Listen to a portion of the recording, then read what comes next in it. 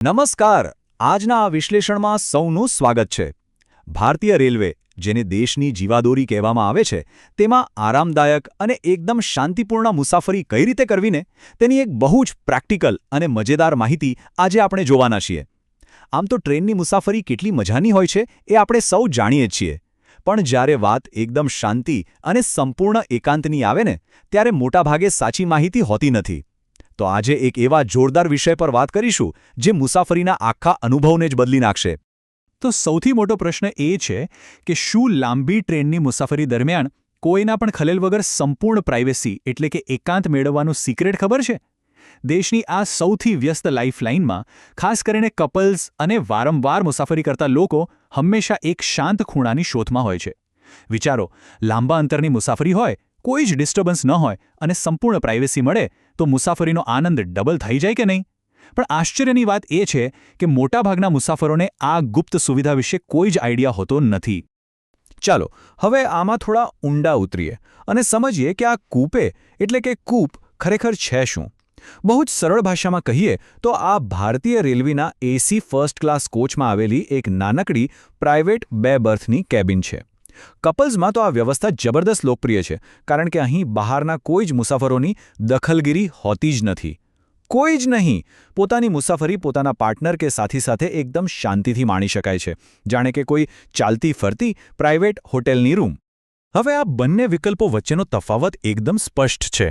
સામાન્ય AC first class કેબિનમાં 4 birth હોય છે, જ્યાં બીજા 2 અજાણ્યા મુસાફરો સાથે જગ્યા શેર કરવી પડે છે. જ્યારે બીજી તરફ એસી ફર્સ્ટ ક્લાસ કૂપેમાં માત્ર ને માત્ર 2 જ બર્થ હોય છે, જે આપે છે 100% પ્રાઇવેસી.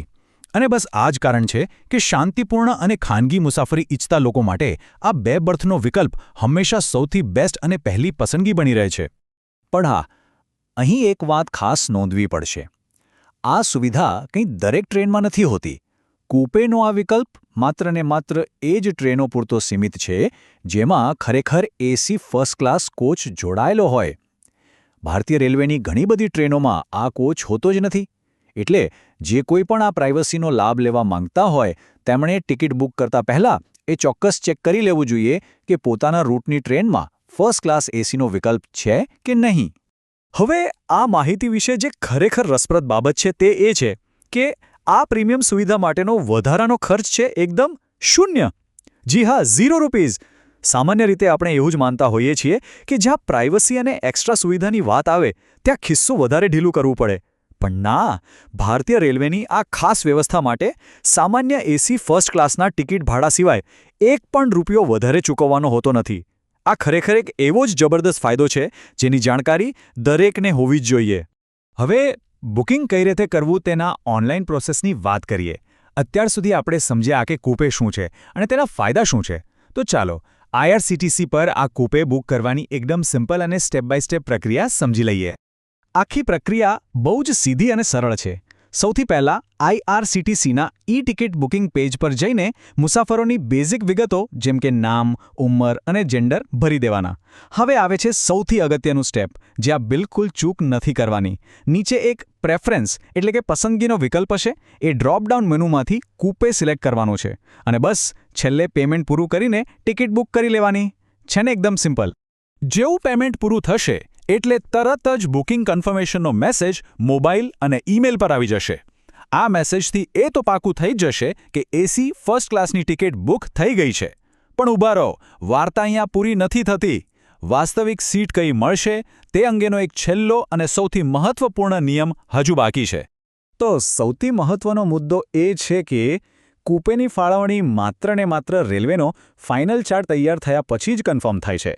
આનો સીધો અર્થ એ છે કે બુકિંગ વખતે પ્રેફરન્સમાં કૂપે પસંદ કર્યો હોય તો પણ તે મળવાની 100% ગેરંટી હોતી નથી.